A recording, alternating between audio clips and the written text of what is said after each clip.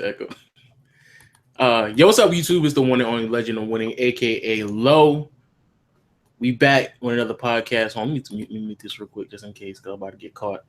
Back with another podcast. Waffle isn't with us today. However, not too many things to talk about anyway, but like one or two big things happened over the last week, so we got to touch up on that. Probably gonna be a shorter podcast because, like I said before, it ain't too much going on. But Agent with us, so Agent, go ahead and say what's up, yo. Man, I'm all you need, yo. Wolfman was just gonna spit his New York Knicks propaganda anyway. But I mean, the All-Star shit dropped, so there's that to talk about.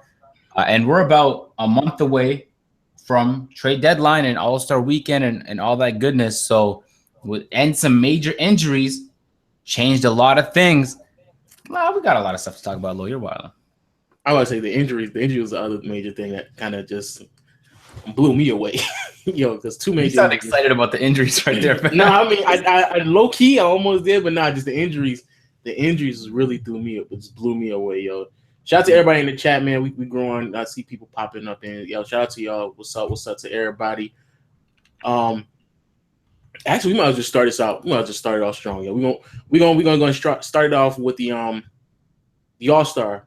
The All-Star starters and everything that's going on with the All-Star that's going on. People out there who don't know, I'm pretty sure everybody knows though. The starters for the East is Kyrie Irving is actually a starter, so shout out to Kyrie for starting. DeMar DeRozan, Toronto's own T-Dot, all the way from hometown hero from Agentstown. You know what I'm saying? T-Dot. His hometown is Compton, but yeah. But you get what I'm saying. You get what I'm saying.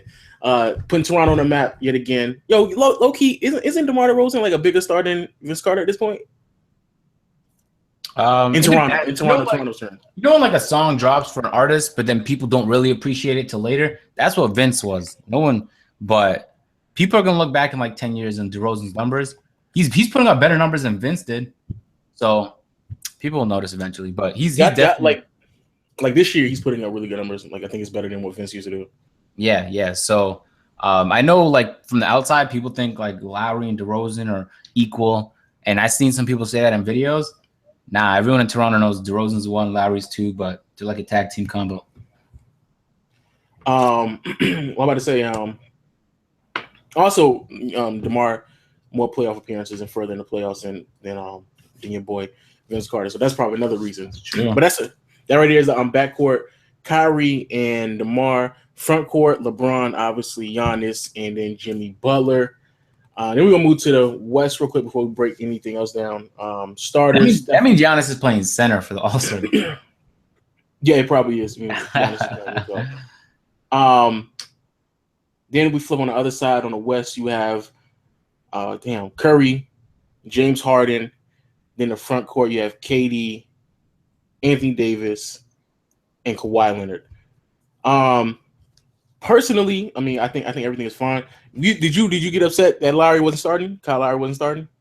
No, it's a popularity contest, bro. Like we all knew Kyrie was likely gonna get in, even though Isaiah Thomas and Lowry have been playing fucking insane numbers.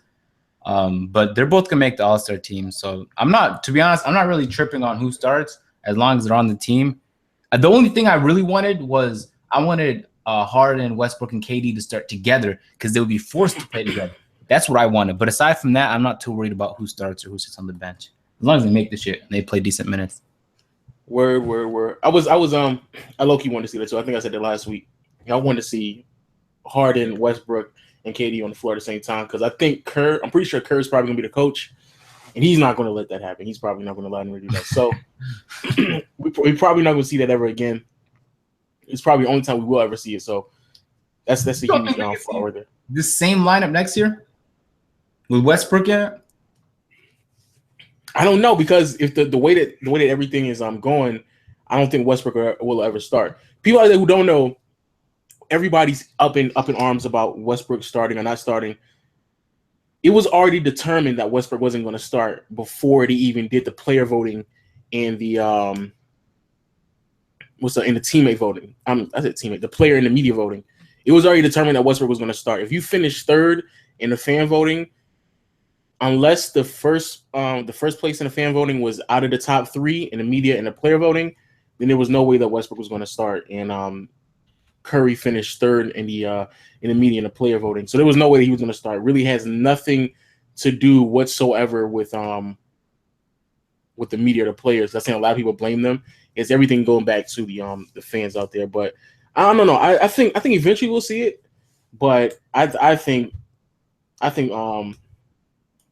gonna try his hardest not to put those 3 players out on the court at the same time, or at least not Harden, at least not KD and Russ, because it's obvious that either Russ isn't going to pass the ball to KD, or KD's just going to isolate himself out from what Russ is doing, and just I don't know. I just don't see that happening. I don't see it working out. I want to see it so bad. Or like if KD goes to an Eastern Conference team next year and they could like one-on-one, like in the All-Star game, sometimes you get those amazing moments where people just one-on-one sauce, pull up limitless range, bang. I want to see something like that. I wish Kobe and LeBron did that last year. That would have been amazing. They did. What? No, but it wasn't like when like you hit it and then you just keep going back and forth. It was a couple time things when Kobe did it, and he didn't even really do anything amazing with it. Like I was looking for a jaw dropping moment, and that bitch Drake was in the way of the shot too at the time. True. Drake. Yeah. I think they're gonna end up playing together. Can you imagine how difficult it'd be for them to not play together that entire time? I don't think they will, bro. I really don't think that he'll put him on there. Yeah. I really don't. Also, for the people out there who also just want to know how the players voted, because this was interesting to me. LeBron finished first in player voting. Giannis, Jimmy Butler, and Paul George. Porzingis finished higher than Melo in the player voting. It's actually pretty funny. That is pretty funny. So Porzingis finished higher than Carmelo in the player voting, then Love, then Joel Embiid. So Embiid was actually pretty high with players. He finished 8th. So this is kind of interesting. A couple of these player votings. Just trying to figure out anybody else that kind of sticks out. Not really. I guess Dwight. I guess people really don't like Dwight. He was 6th. 19th. He was tied 19th. Todd Gibson was ahead of him. Yeah, I know, which is crazy. Todd Gibson was ahead of Dwight, which is mind blowing to me. Not only that, but Michael Beasley, Thad Young, Trevor Booker for Brooklyn was all before Dwight. That's crazy. That's crazy. And going to the East in the backcourt, Kyrie Irving. Then it was Isaiah Thomas, who I actually thought should have been a starter. Then after that, it was DeMar, John Wall, Kyle Lowry, then D Wade, Kemba Walker, who I actually thought was pretty low. Wait, you said it's the media vote? This is a player vote. I'm about to say, if the media voted 33 on Wade, they need to kill themselves. That's that respect. That's that respect right there. Because that's something the players would do. But if the media did that, I'm surprised Derrick Rose that high up, to be honest with you. Where was he at? What did you say? You keep scrolling around. I can't check. Okay, I see him right here. Yeah. That was kind of high. I feel like way better numbers. Yeah, Jet Teague is actually playing better, but they're tied though. They're tied. I'd rather have Bradley Beal for Rose. Dragic is actually having a pretty decent season. Dragic is having a good season, but they're losing. I don't know. It was pretty inconsistent. And going to the West, like I said before, Westbrook actually was number 1 in the West with players and media. Then Harden, then Curry, then Dame, then CJ McCollum, and Chris Paul was. I don't know how to take that, But then I don't know if they didn't vote for Chris Paul because he's hurt, so that's the reason why he was that down low. But Chris Paul's right there. Probably. Because why would he be CJ McCollum? Yeah, true. And then after that, Moutier was pretty high. He's having a really bad season. I don't know why he's that high. Statistically speaking, he's having a bad season. Mm-hmm. And then Eric Gordon was kind of low. I thought he was going to be higher. And then moving into the front court, KD, Kawhi, Anthony Davis, DeMarcus Cousins, Marc Gasol, LaMarcus Aldridge, and then DeAndre Jordan. I don't know why Dre. I guess people don't fuck with Draymond either, yo. People don't fuck with him, yo. That's what's up. I guess that's what's up. And then Zaza actually got a lot of votes for the player votes, yo. Shout out to the players who voted for Zaza, man. Yeah, yo, for real. I don't think they even need the player in the media vote, bro. Get either put that fan vote at 100% or get that shit out the. No, don't ever do that. That's the way I want it, bro. Because what's the point of 50% fan vote? Fans are supposed to help determine this shit. Zaza should be in the All-Star game, bro. No, stop. Don't say that. It's been like that for so long, man. I don't know. They changed it up on some. They patched them. I'm happy that they patched it. I'm happy they should have patched it, man. Nah, bro, I'm happy because if they did it, I was a starter. Last year, I felt like voting, and I really I put the hashtags, everything last year. This year, whole new story. Like 50%. What the fuck are we gonna do with that? That's not worth me tweeting out every single day. I know some people were. For me, all I know is 50. Yeah, I don't know. You're half as effective as you were last year. It just doesn't make sense. I put a few tweets out, but anyway, really at this point, it's just like a social media thing, right? Just to drive attention to the NBA. It's just social media. So that's all. Because you got to do the hashtag NBA. You got to do the hashtag NBA in your doggone tweet just so they oh yeah, spread that NBA love out there on Snapchat and Instagram and Twitter. Yeah, spread that shit out. Spread it out. And teams were getting involved. They were tweeting out memes. I know Boston Celtics had Jon Snow, and they took out Jon Snow's face on Game of Thrones, and they put in Isaiah Thomas, and they called him the King of the Fourth instead of the North. And they were all just. I mean, it's cool. I'm not gonna lie, I like it, but I would have preferred 100%. True. It took power away from the people, man. No, stop. Everybody in the chat, tell me who y'all thought. Who do y'all think got snubbed in the starters? I think a lot of people want to put out Russell Westbrook. I think that's obvious. But outside of Russ, I think Isaiah Thomas got snubbed. I feel like Isaiah Thomas should have been starting. Kyrie Irving, a great player, but Isaiah Thomas is having a year that I don't think a lot of people recognize how great of a player he is this season. So I feel like he should have got the All-Star start. But like Agent said earlier, I really don't. It really doesn't matter to me. It's not that big of a deal because at the end of the day, I mean, there's still going to be an All-Star. Nobody's not going to go back 20 years from now and be like, but he wasn't a starter and he was a starter. Nobody's not going to do that. So I guess it's not that big of a deal, but I still feel like Thomas should have been starting. Yo, you know what's crazy? Because I had to check Isaiah Thomas's numbers. Yo, the last 2 games, he put up 39 points and 35 points, shooting 48% and 56%. He's been balling, yo. And even before that, 52, 29, 24, 38, 27, 38. Yo, when we talk about putting a backpack on and carrying a team, aside from the couple losses, the one to Toronto and the other to New York, he's on a long roll of winning. And it looks like he's doing a lot of heavy lifting. A lot like Jimmy Butler with the Bulls, except the Celtics are winning more because Isaiah Thomas has more help than Jimmy Butler does. True. Hey, yo, everybody in the chat, do one thing for me real quick while y'all active in there. Yo, put an L in the chat for the Toronto Raptors for losing to the Sixers. Yo, put an L in the chat, yo. Oh, hold up. Yo, everybody in the chat, spam out the W's for the Raptors because if this is the 3rd year in a row the Raptors don't make a trade, then we should spam up the L's. I need this team to lose at least 5 games before trade deadline because we need some sort of pressure on Masai Ujiri to make a move because last thing we need is to go in with the same team. And keep in mind, we could re-sign someone next year and then sign Lowry after that using bird rights and go over the luxury tax. So it's possible to keep Lowry and get another player on the team. So they need to do something, man. I was watching the Sixer game, and I know we think of Sixers as this garbage team, but for the most part, they are a really garbage team. But they were playing pretty impressive, especially defensively. That man, Joel Embiid, is a serious force, bro. He was out there just saucing Jonas Valanciunas, and it was unbelievable. Yeah, Embiid got the game-winning block on DeRozan. It was a pretty exciting game. And I don't know. This is something I just like about Embiid. He's just not afraid to be outgoing. He'll hype the crowd up, or he'll just act in ways you know how generally people are they just act a certain type of way. They're not usually too hype.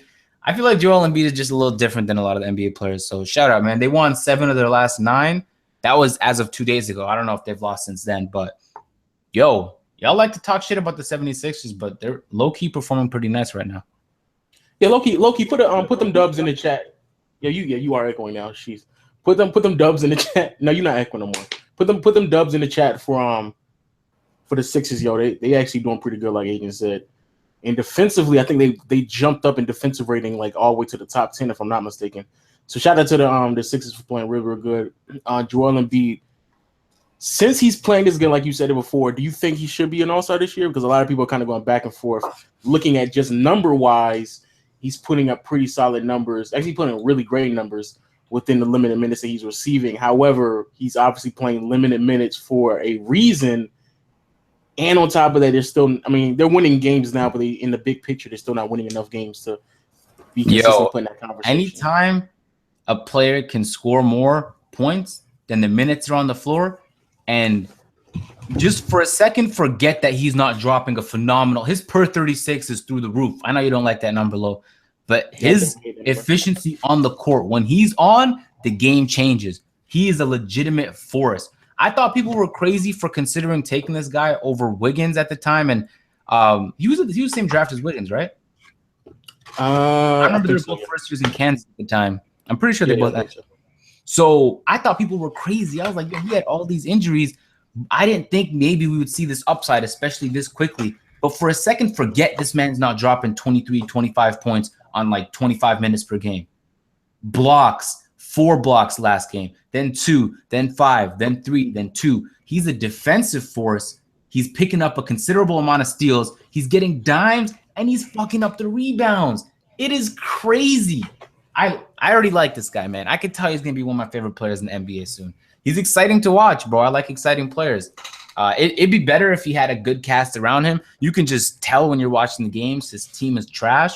But if they can just – it's not even about the picks anymore. If they can just make the right trades to get Joel Embiid good teammates, and they need to do something about Nerlens Noel immediately because that guy – I was crazy. Not even Nerlens Noel, but Jahlil Okafor too, because I don't think neither one of them, their services are not needed no more. Like it's done. It should be gone. The fact that they're still around, you need a fire sale to the highest bidder right now because there's gonna be pressure on trade deadline, and if they can't get a trade to go through and they lose Noel for nothing, it's a GG. That is ridiculous. And keep in mind, Brian Colangelo, the general manager of the 76ers, is the same general manager who, when he was with Toronto, drafted Bargnani first overall. That's the guy they entrusted with all those draft picks. Bargnani. That was the same draft Aldridge was in, if I'm not mistaken. So it was a massive mistake at the time. It didn't pan out, and he's in charge. Now, he was also the person who put together that phenomenal Suns team with D'Antoni and everything. So let's hope he goes back to those Suns days, because if he did what he did to the Raptors, to the 76ers, Embiid is going to have a DeMarcus Cousins type season, bro, and career in general. Just a garbage team, and no matter how good you play, you can't carry the team because there's too much trash around you. True. Some people are trying to figure out which one out of the two to trade in the chat. I think both. Trade both. Noel, because Noel is expiring after this year. I think you just trade both of them because I don't really see neither one of them having value on a team. Someone said Sixers just got a game winner and beat the Blazers. Man, for real. I love it. Man. Also, but you really didn't answer the question. Do you think he should be he should be an All-Star game? Yeah, I don't know how I got away from that question. I think so. Yeah, I just want to see him in because for me, it's not as much about the best players. I just want to see the most exciting players, and I love Joel Embiid. So I think he should be in there, and his statistical performances alone should have him in there.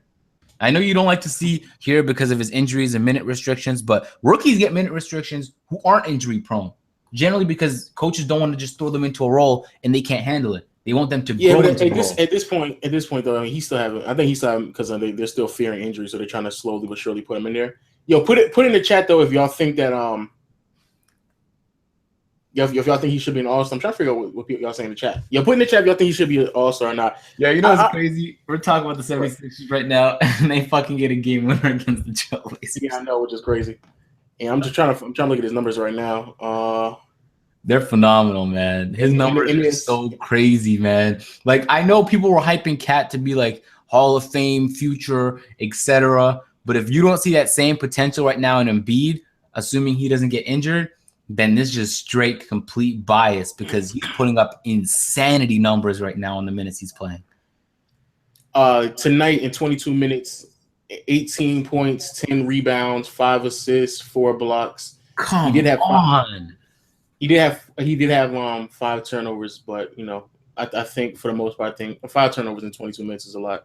But he played great. I mean, Embiid got injured that game. say it again. Somebody said Embiid got injured. Let me go to 76ers Twitter.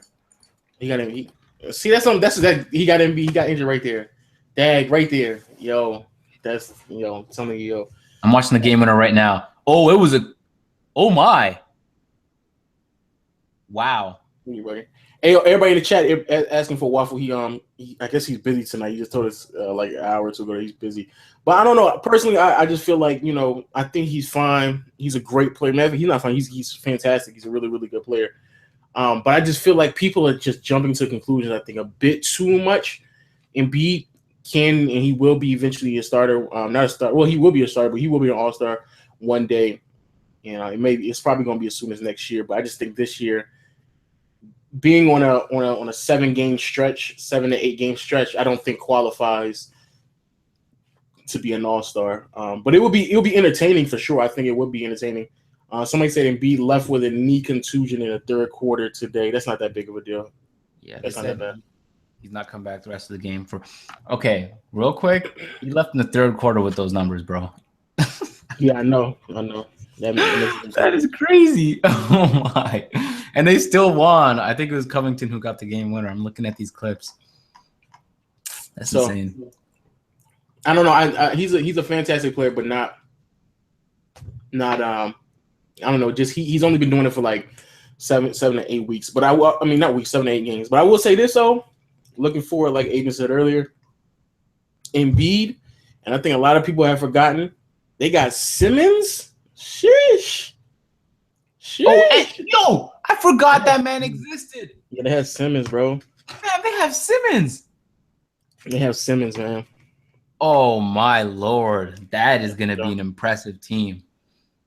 Yeah, so that team is in good hands. They just got to make sure they do what they need to do. The players are there. I think they're going to grow just fine. Some of those players that are on that team, they're not going to be on that team in another year or two. They were just placeholders until they can figure out what was going on with the organization. However, though, I just think I think that he's going to be an all-star one day. I just don't think this year is his year. Because of that, though, I will say this, and I think I said my reserves. I'm just going to run through my reserves real quick. I don't know if, Agent, you have your reserves, but I'm going to run through my reserves real quick. Just in case people are concerned or wonder about who I have in my reserves. I do have Kyle Lowry, obviously. All right, you sure. I have Kyle Lowry as a reserve.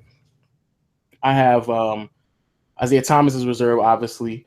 Paul Millsap as a reserve. Paul George as a reserve. I'm going to throw Kemba in there as well right now because I'm looking at how he's playing. I think he's playing fantastic. I'm looking at another big. What is a big and I'm missing? Oh, Kevin Love as a reserve as well. And I think I had another guard. I can't remember which guard I had in there as a reserve. But my backups as my front court will be Kevin Love, Paul Millsap, and Paul George. Backup guards. Paul George? Yeah, Paul George, yeah. Huh, all right. As a backup also? Why not? You've been talking shit about Paul George already? I didn't think you were going to put him in. Nigga, there's 6. Well, who else would I put in? I don't know, man. Who I'm going to put in? Carmelo? Yeah, go ahead, put in Melo, boy. I know you want to put in Melo. No, I'm not putting in Melo. But yeah, I'm putting that man in there. And the West, I think the West is actually more easier because I think it's fairly easy because because CP3 got hurt. So you obviously I take that back. I don't think it is easy because I don't think a lot of people want to give credit to that Utah Jazz team. Personally, I would throw in Gordon Hayward in there.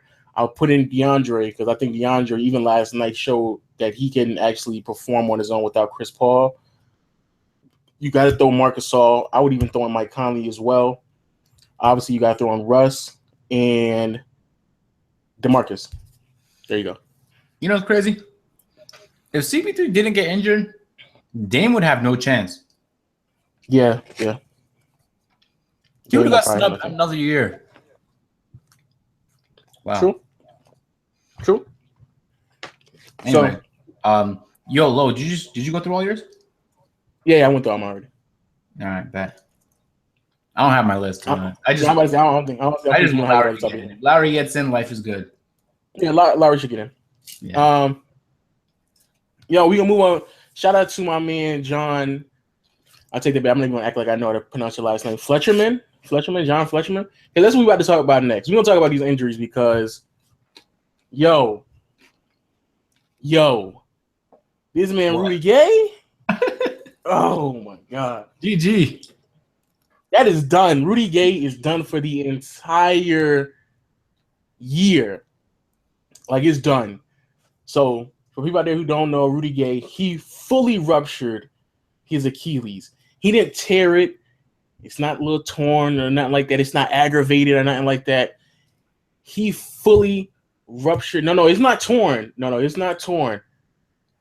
He fully ruptured his Achilles. And I think a lot of Kings fans are upset because, well, one, they're obviously upset that he got hurt. But two, they feel like the organization should have traded him a long time ago. And I actually agree. On a career year. Yeah, they should have traded him a long time ago. However, I think because they were actually winning and it looked like they were about to make the playoffs, then at that point, I think they were kind of like, okay, we'll just play with this and we'll try to kind of go off of this momentum. However, even with Rudy Gay, they were kind of up and down a little bit. So now they don't have Rudy Gay. And now they're probably going to fall back a little bit, especially because a lot of these other teams that were someone say he sprained his Achilles last year. Especially because a lot of other teams are starting to get healthy and they're starting to win a lot more games, such as the Pelicans. They got their players back. Not only Drew Holiday, but obviously Tyreek Evan King's back as well. So everybody's healthy. That team is starting to win now. Crazy enough, the Nuggets are starting to win now. And Dallas is trying to push forward as well. Now they have a lot of their pieces healthy as well. So because of that, and now that you're basically missing another 15 to 20 point score on the perimeter on the Kings, there's no way there's absolutely no way DeMarcus Cousins could make it. Now I don't think he can make it. So because of that, I would have to say trade Boogie, man. At this point, there's no rhyme or reason to keep Boogie. You have to trade him at this point. There's no way around it. And if you don't trade him now, at the end of the season, do a sign and trade, make sure Boogie gets his money, because I think that's the biggest reason why he wants to stay is because of the money. So just do a sign and trade and go somewhere else. Because at this point, there's no need for them to even try to push forward. You can't sign and trade to a good team, though. A good team's never going to have enough cap for a sign and trade. What? They do it. You keep saying that. They do it all the time. You can't sign and trade to a team over the cap, bro. Do you know a team under the cap that's good? I don't know one of those teams. Well, is he going to go to a crazy dominant team? Doesn't he want to start winning at some point? I think the only crazy dominant team he would go to is what's his team called? Boston. But I think if I might be mistaken, but I feel like Washington isn't like crazy over the cap, even if they are. I also feel like Beal. But I still don't think they're that crazy. I don't think even if they are, I don't think they're crazy, and it would just be a sign and trade, so they would have to trade some assets to make everything equal and make everything all right. And trying to think of something. I'm pretty sure. I mean, people are not talking about this, but the Hornets, they need a big as well. I think him and Kimber would work fine in the pick and roll and pick and pop scenario. And I don't think they're crazy over the cap limit. So there's a few teams, especially in the East, that could use his skill set. But what do you think the First of all, can we get a moment of silence though for Rudy Gay though? A moment of silence in the chat for Rudy Gay. Nah, we don't need silence. Shout out to Rudy Gay, man. Wow, you're bugging. You know what's crazy? I've been seeing throughout the year on interviews Rudy Gay slapping the back of DeMarcus' head, and that usually calls for like an injury. Like you would get like stop. And nothing happened to Rudy Gay. So they're really close friends for the most part. And and DeMarcus has shown that he said he wanted to stay. Who knows why? Nobody understands why he wants to stay with the Kings. That's what he said, though. He said, I want to stay with the Kings. And Rudy Gay, I don't know if he's his best friend. He's a really close friend, because I don't know about you, Lo, but someone who's not my close friend is not slapping me on the back of my head and living. You know what I mean? Like, it's a fight when something like that happens. So I can slap you in the back of your head? Bro, you trying to fight? Wow. That's what I thought. Wow. So now Rudy Gay is injured. Keep in mind he has a player option next year, and that his ruptured Achilles. He might not come back till deep next year, and that's assuming everything went right. And then even then, he's going to work his way back in. That means for the remainder of his contract, DeMarcus isn't going to get much of a chance to play with Rudy Gay. And that's considering he takes the player option he has next year, because he might drop it. I don't think he will after the injury. But that also means that I don't think DeMarcus wants to stay with the Kings anymore. I think this changes his decision. It at least influences it a little bit. He might still really want the money. Then he might really stay. But, man, this complicates things for Rudy Gay, because we don't know if he was originally going to leave the Kings for sure. And now even no more. He about to sit on the sideline, get that 14 mil, 16 million now, or 16 mil, whatever it is, yo. Stay on the sideline, take that money, and just rehab up, yo. Yep. So this changes everything for the Kings. I agree with Lo. Well, really, I disagree with Lo's philosophy of trading your best players, especially if you have the potential to keep them for a long-term contract. Oh, this is a very unique situation, though. Yeah, this is a unique situation. So if they don't think DeMarcus is going to stay, and you know how it is, as the contract goes on and it starts to diminish, so does the value of the player. Nobody wants – like, that's the reason Paul Millsap isn't going for much.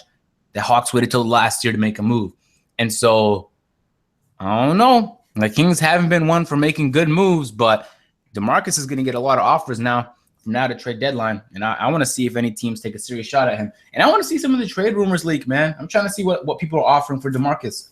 Well, with DeMarcus, but they said that also Paul Millsap, like you said, Paul Millsap has been put back on the trade block. So, and a lot of people were just saying the reason why he took him off the trade block was just to kind of convince people or play this act as if like they really weren't going to trade him, but they were really going to trade him. So I think Paul Millsap, if I'm not mistaken, is going to be back on the trade block before the deadline rolls around. So look out for Paul Millsap as well.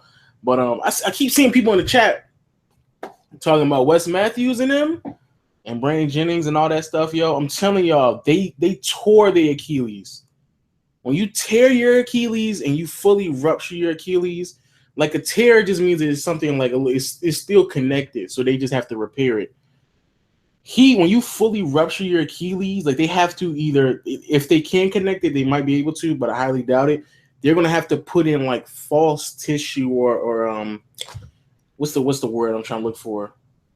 I don't know, but they have to put in like false tissue and muscles to actually connect it now, because there's literally nothing there anymore. There's nothing that's connecting it. Yeah, I got y'all with some kinesiology, not logic, man. Your boy Agent took that first year exercise physiology. When you tear a ligament, because blood isn't flowing through a ligament like it would in other parts of your body, it's very difficult to repair, and it takes a really long time. Y'all remember when Kobe had that shit going on near the end of his career? He went to Germany for some crazy experimental procedure just so he can actually seriously get back and play. And I think this situation is more serious than Kobe's.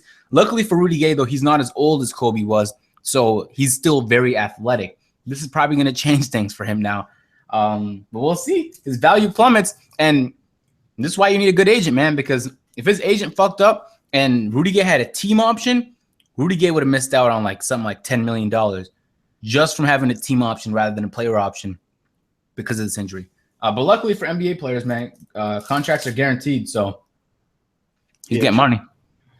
And on top of that, I don't think it's going to hit the Sacramento Kings salary the same way, because there's an injury clause when it comes to players. So if they get injured and they sit out for a certain amount of time, then they don't have to actually pay it. Well, it doesn't affect their cap. They have to pay it, but it doesn't affect their cap. So that's also a positive thing about that as well, I guess, for the Kings in that terms. And then on the other hand, we have, no pun intended, but on the other hand, we have Chris Paul, who's going to be out for what, 6 to 8 weeks? 6 to 8 weeks on a thumb. On a thumb. Imagine that. Thumb, yeah. Damn. So Chris Paul's gonna be out for 6 to 8 weeks. I don't know what exactly he did with his thumb, but I saw him jam it on the back of Russell Westbrook, and just another huge hit by the Clippers. And the reason why this is probably bigger than what I think a lot of people making it seem like is because now they probably gonna be pressing to push Blake Griffin out there sooner than later than they probably should. I don't know where Blake Griffin is. I keep seeing different stories claiming that he's another week, then I see 3 weeks away from actually returning. So I don't know where exactly Blake Griffin is in his recovery. However, I know he's not ready to return right now. However, it might be sooner than later because of the Chris Paul injury. And this right here is just another chapter in the Clippers storyline. I mean, it's ridiculous how injury riddled this team has consistently been over the years. Blake Griffin, Chris Paul, both having interchangeable seasons where they're injured and they're missing massive amount of games. And now this year, they're about to go on a 2 to 3 week stretch with missing both of them. And teams below them are getting better. Now they're about to start to fall off, especially because they took a huge loss to the Timberwolves last night, even though they should have won it. But Utah is 2 games away.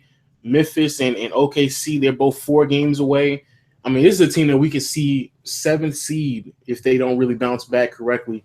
And hopefully, I don't know if they're going to force Blake Griffin out there, but what do you think they should do moving forward? Because now I think this also puts a wrench into the whole trading thing with Carmelo Anthony and Blake Griffin. I think a lot of people were throwing that out there as well, or at least trading Blake Griffin. I think that's another step because a lot of people just assume, when Blake Griffin gets back healthy, trade him away because obviously Chris Paul and DeAndre, that whole dynamic works. So now you can go get something else to kind of help them out, especially on the perimeter. But now if you don't even have Chris Paul, you have Blake Griffin. Now you got to sit on Blake Griffin for the next couple of weeks until Chris Paul gets back. So what do you think they should do, man? I think they're going to keep all the players because with less time to experiment, you don't see the players develop right now. The chemistry can't get better because they're not on the court together.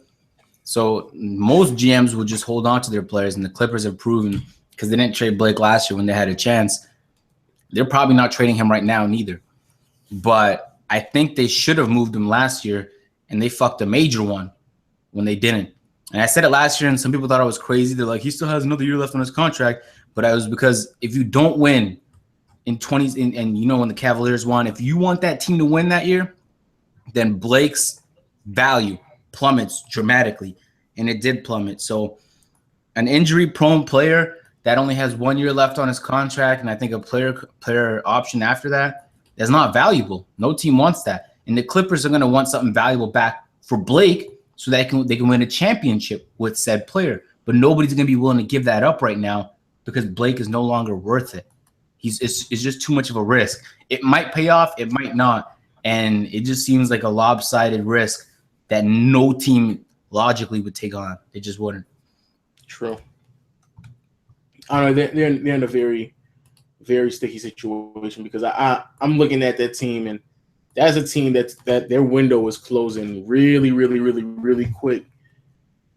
Western Conference that seems like they're just consistently getting better. I think if I was them, if I was them, I would just go out there and try to put what's my man Blake Griffin on a max contract, make him the marquee player. We talked about this last week. Make him the marquee player, make him the face of the franchise, so you can have some value with the franchise and kind of just bring everything together. But I'm looking at that team, and that's a huge concern if I'm any fan or anybody who's investing time or money with the Clippers, because that team, that is the most inconvenient injury that I think I've seen in a very long time. Though.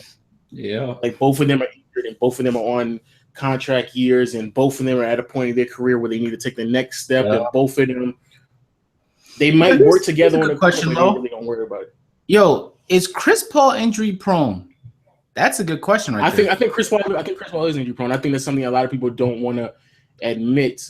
But for people out there who don't know, every single season that they've been to the playoffs, Chris Paul has been hurt. He's either entered the playoffs hurt. I'm dead serious. Every single season that they I feel so bad for him, man.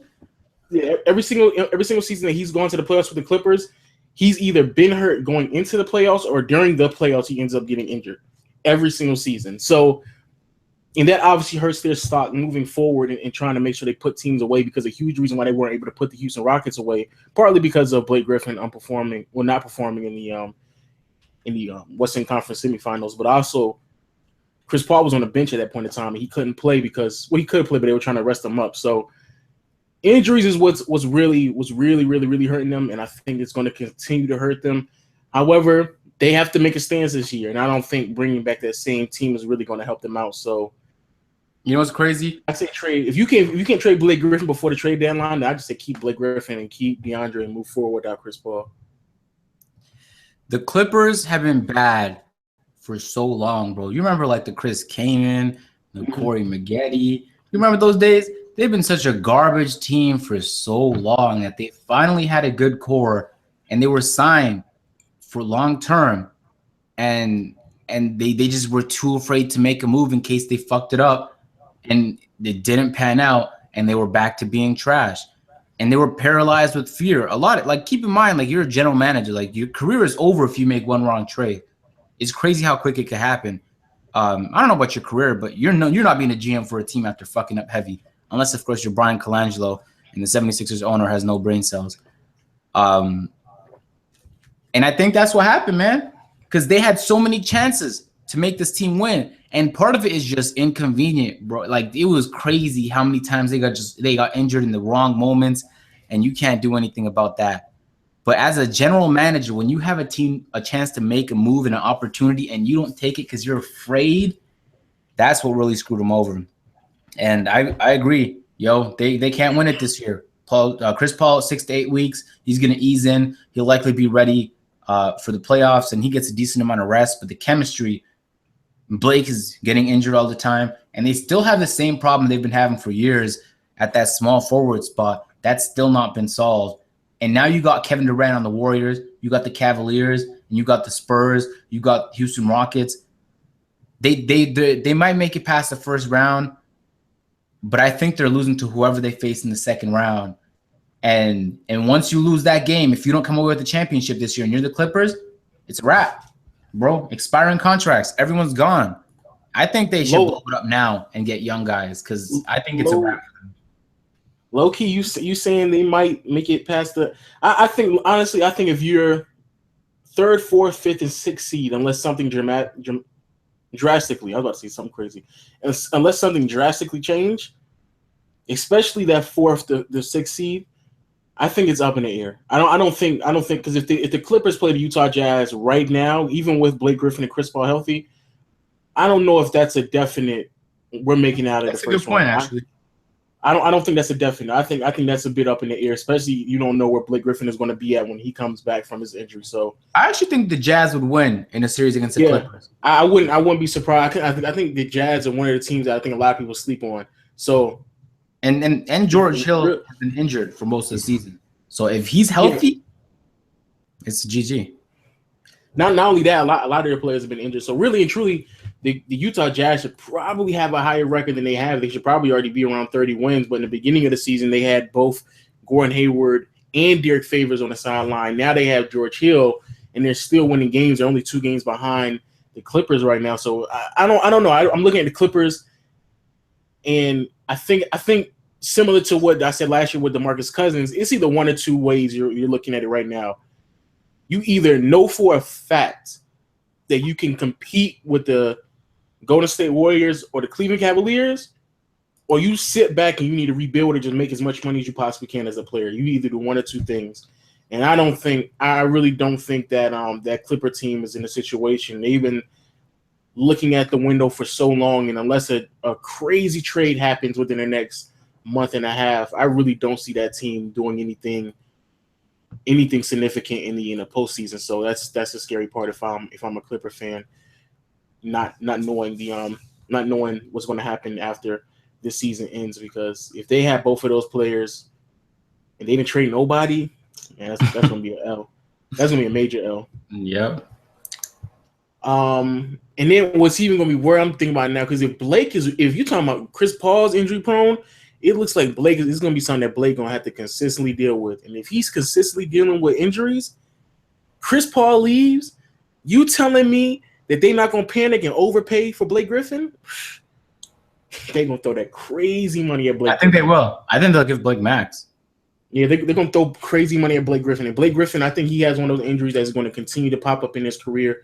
And he's already on a decline. His athleticism is slowly but surely vanishing. He's trying to evolve his game, but I don't even know. God knows what he's going to look like if Chris Paul isn't there no more. Man, that team is going to look scary in the next couple of years. So, can you imagine that team without Chris Paul? Yeah, I know. Now I'm really thinking about it. I don't know what's about to happen. But remember, every time Chris Paul's got injured, I know in the past, like they've had good backups. Like, sometimes Jamal Crawford will fill in, and in the past they've had Darren Collison. Like Chris Paul was gone sometimes, and the team will legitimately play better, which is really weird. But I think this time, I don't know that they have the same level of depth because now Darren Collison, I think he's with the Kings right now.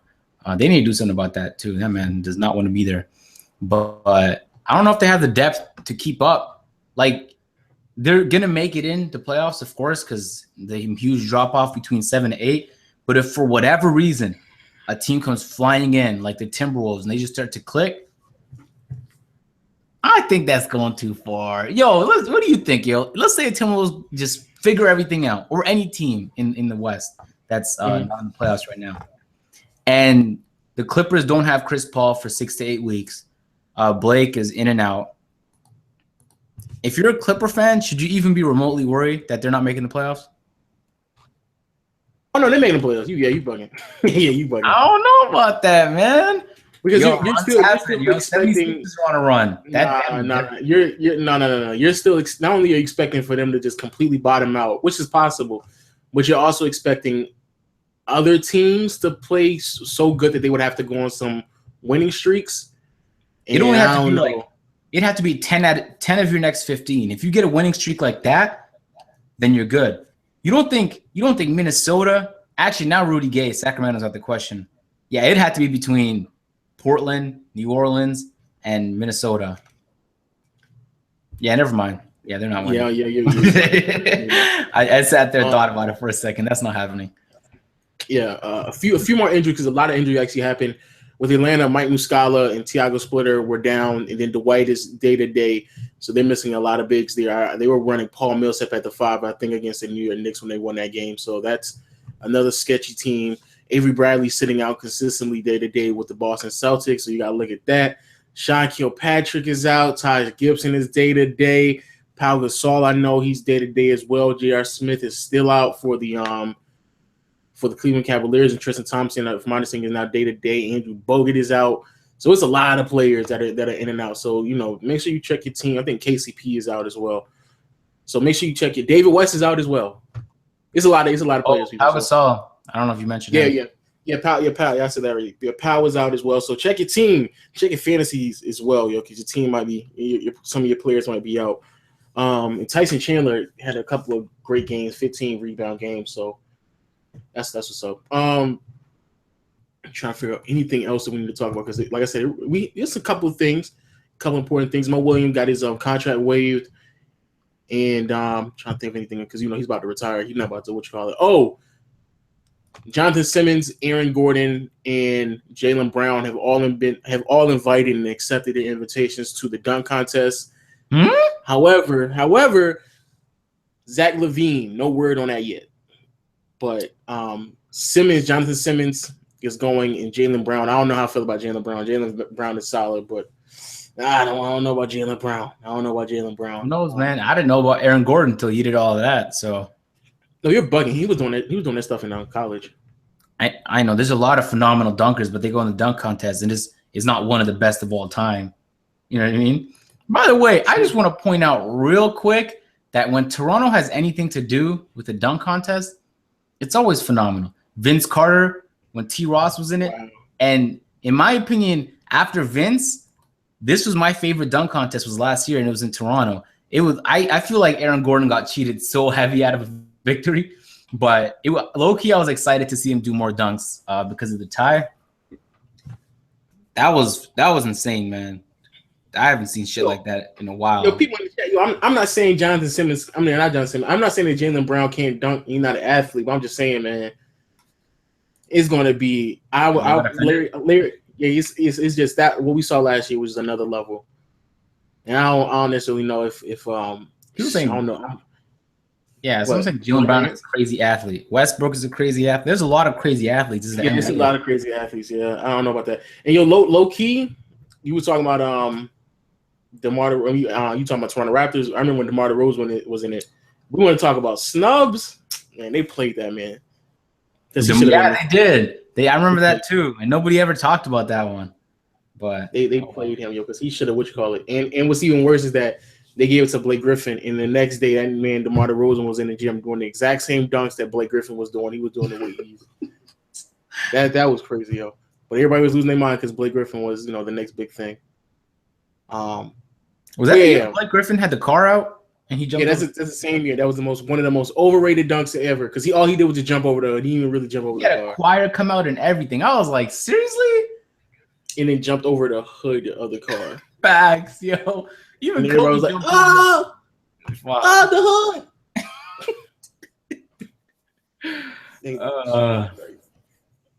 Kia, I think somebody brought up it was a Kia car, and you know Kia has those sponsorships with the NBA.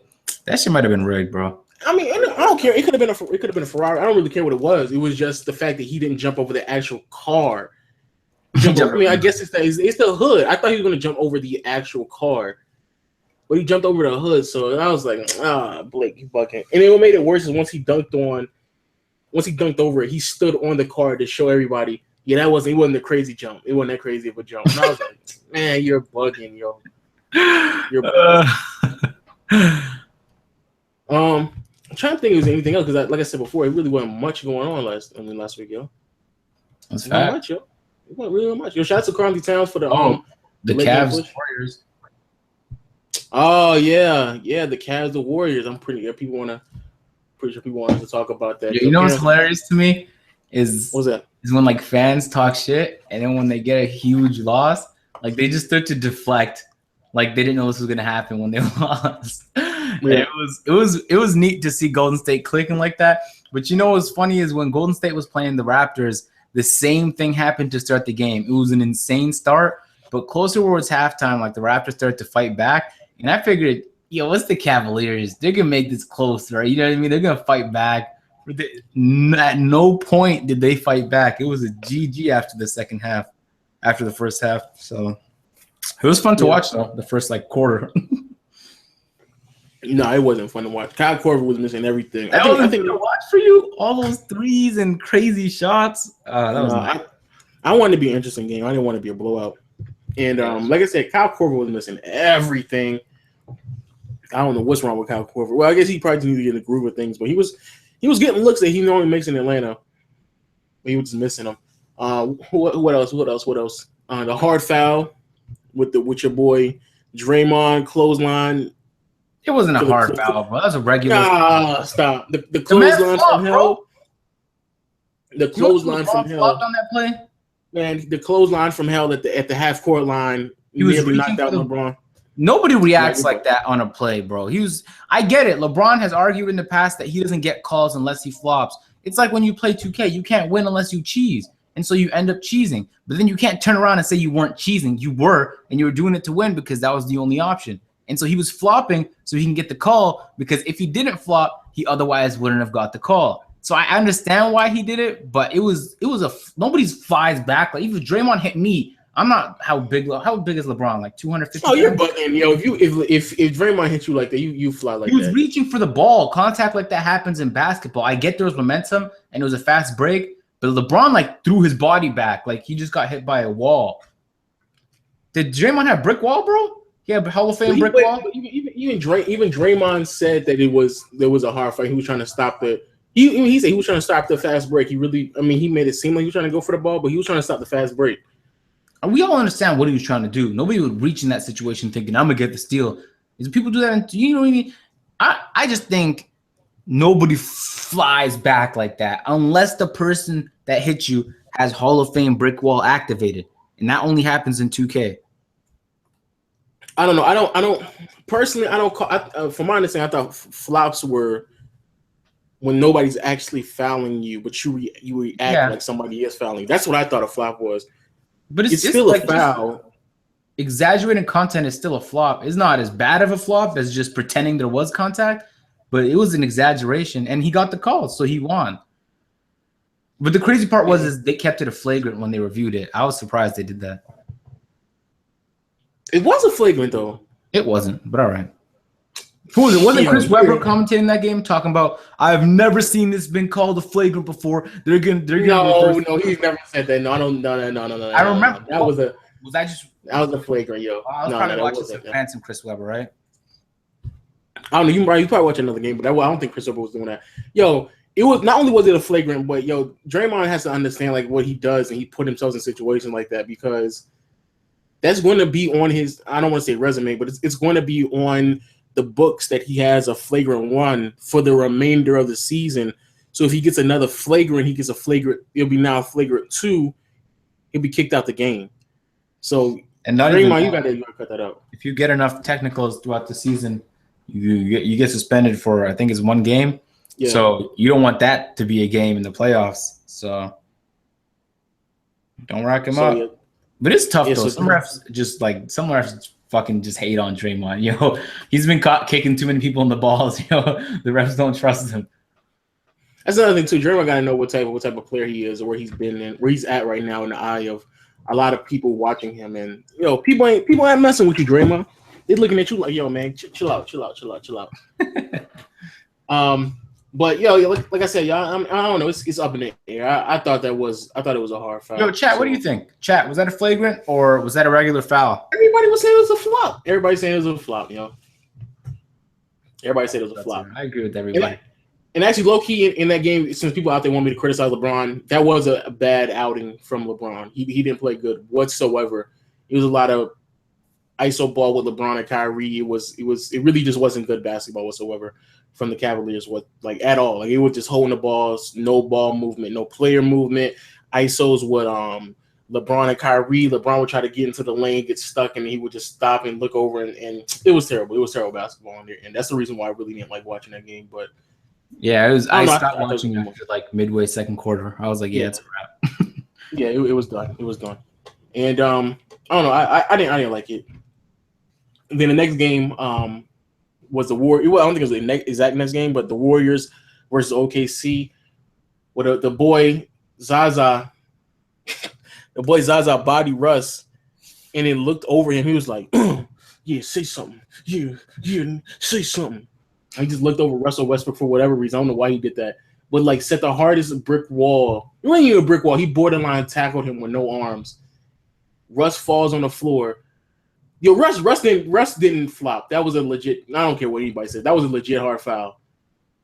And then Zaza just hovers over this man like he's prey or something. I don't know what's wrong with Zaza, because he's bugging. He acting like he's acting like somebody actually. He's acting like somebody gives a fuck that he's on the court. Like, nobody doesn't care, yo. The NBA, he got voted that many times, right? Nah, chill. Just get the rebounds and just keep playing basketball, Zaza. It's not that big of a deal. Not that big of a deal at all. You certainly wasn't doing that when you was in Atlanta. And I used to watch. I used to love watching Zaza in Atlanta. You wasn't doing all that extra stuff, so just calm down. He was a good. He was just a quality glass cleaner with silver badges. Coming off the bench too. Yep. So yeah, but I don't know. I don't know. I watched Zaza literally from the beginning of his career to where he's at now, and he's a different player. Skill wise, he's gotten better, but just his whole attitude, his demeanor, it's like, man, he wasn't doing all that stuff earlier. Now you got a team around you. Now you want a good team. And all of a sudden you want to act up. Chill out. Just chill out, bro. Chill out. It ain't that big of a deal. Just chill out, bro. Yeah, just chill out. Chill out, bro.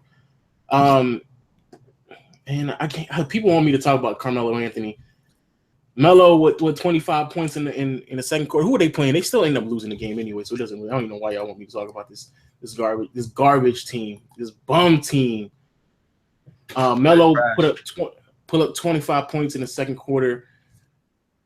Man, who was that against, man? I'm really blanking on the name right now. Put in the chat. Put in the chat. Who really watches Knicks games, bro? Oh yeah, it was the Wiz. They 25 points against the in the second quarter against the Wiz. I actually watched that game. I actually watched the fourth quarter game, just for the people out there who claim I don't watch basketball games. And then after the first half and the second half, I think he went 2 for 14 or something like that. Like, he shot terrible in the second half. So sure, just poor performance in the second half. It was a terrible game from Melo in the second half. And on top of that, Melo had the game-winning shot. That's one thing that everybody keeps. They swear up and down if Melo gets the game-winning shot, then he'll make the basket. He'll get what he needs to get. He'll send the game into overtime, or he'll win the game for them. Had the shot, missed the shot. I remember now. John Wall got the rebound, snatched it smooth out of somebody's hand. Put the burners on, broke Brandon Jennings off a little bit with a behind the back, then went all the way to the rim and dunked it for the I I guess the game winning or the game sealing dunk on the fast break. It was a terrible game. In my opinion, it's a terrible game because even though it was close, you could clearly tell Melo was really the only person doing anything in the first half. In the second half, Melo was just nowhere. Yet he was the same person jacking up shots. And Melo nor Derrick Rose that entire game was making anybody better. But it is what it is. You know, I started to watch those games. I don't know why they still run a triangle. I just run pick and roll with Rose. I don't know why they're trying to complicate things. Are they still running triangle? They're attempting to run triangle. The only time that they really run triangle is when they want to give Melo the ball in the post. That's the only time they run triangle. Everything else, sometimes it'd be Melo trying to post up, low post. And the other time, and then while Melo trying to post up, D Rose is like, nah, set the screen. I'm like, yo, what are y'all doing? So D Rose is setting screens while Melo's posting up. Nobody don't know really what they're doing. Spacing is bad. It's terrible. It is terrible. I don't like that. But you know, it is what it is. I'm disappointed in the Knicks. I'm just kind of gotten to the point where I'm just like 19 and 25. Y'all trash. Facts, my guy. They're one game away from the Magic. Oh my god. Yo, if the Magic win their next game and a half, I think the Magic will have a better record than the terrible team. Terrible team. I think that's it though. And no, D Rose is not getting no max. Hold up. We need to do the balling with Horford. Horford the great Al Horford himself. Yo, I forgot to say this.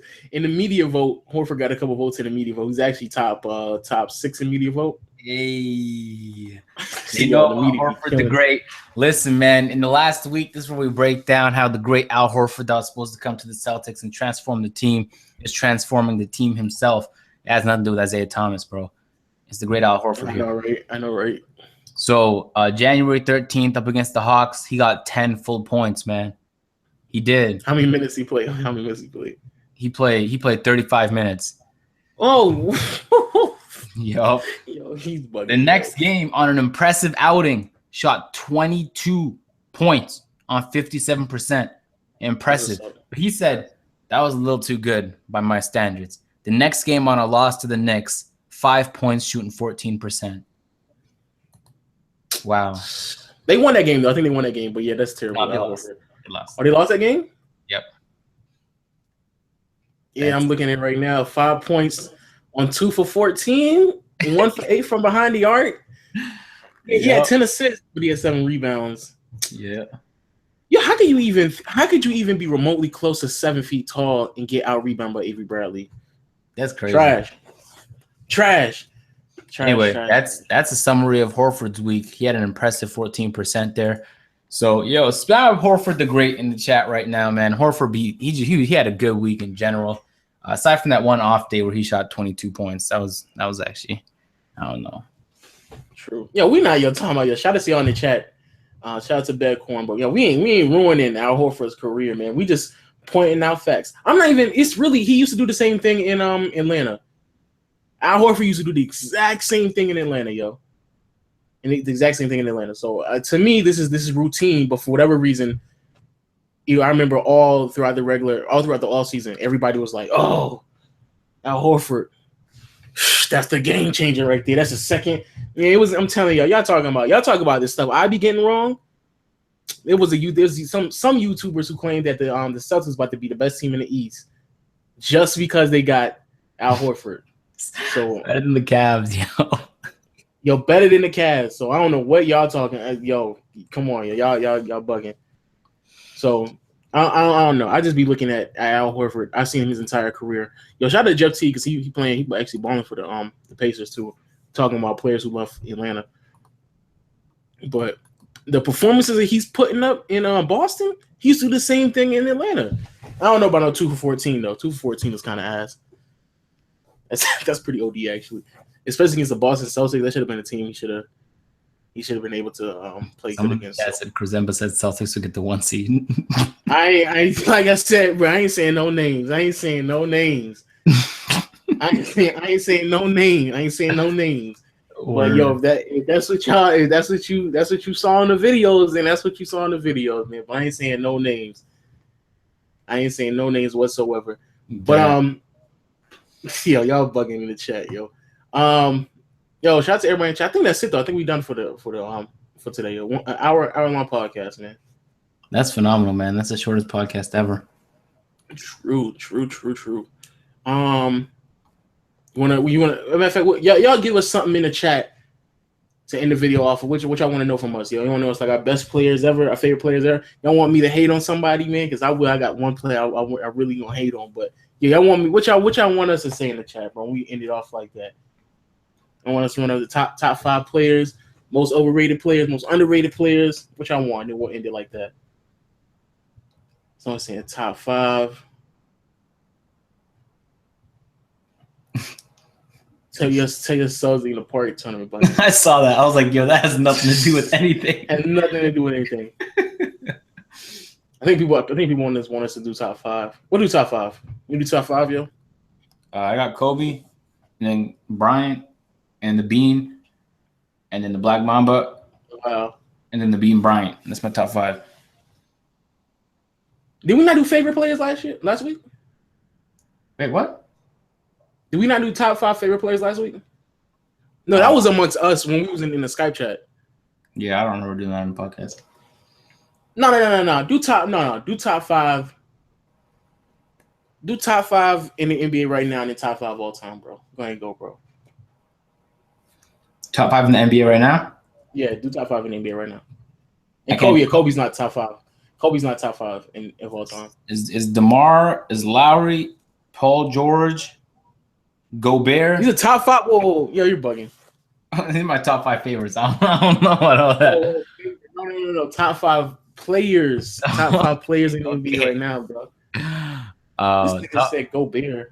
I love Gobert, yo. I fuck with Gobert. Top 5. KD, in no particular order. Curry, Harden, Westbrook, LeBron. Yeah, that's a good list. Okay. My top 5 right now, basically the same list. Take Curry out and put AD in there. You put Anthony Davis over Curry? Curry's not the top 5 player in the league. You don't think he's top 5 in the NBA right now? You don't think Anthony Davis is better than Curry? I think Anthony Davis gets injured every year. I would ask you a very simple question, AJ. You don't think Anthony Davis is better than Curry? I don't know because he gets injured every year. We don't know. He's never. We're looking at him right now. He's gonna get injured at some point. He actually has already gotten injured, and he's came back. So now, I think Curry's better though. Even with a healthy Anthony Davis, you think Curry's better? It depends. I need Anthony right now. Hold on. Right now, 29 points, 12 rebounds, 2 assists, a steal, 2.5 blocks. I'm not saying he's not good. I actually really like Anthony Davis. I'm just saying I need him to prove it to me, and he's never had a chance to prove it to me because he always gets injured. Curry's proving it to you right now.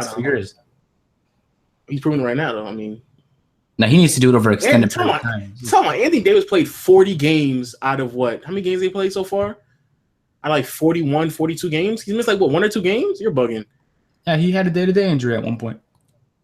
You're bugging. He missed 1. I'm not gonna lie. History he missed 3 games. That man is about to hit a massive injury soon come, yo. You're bugging. I can't believe every year it happens, man. You're bugging. Yo, you're bugging. You see him preparing. To happen. I'm just saying if we pick up on patterns real quick.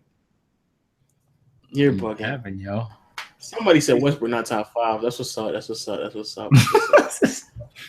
Westbrook not top 5. That's what's up. Wait, didn't you say it last night? Let me chill. Yo, let us say chill.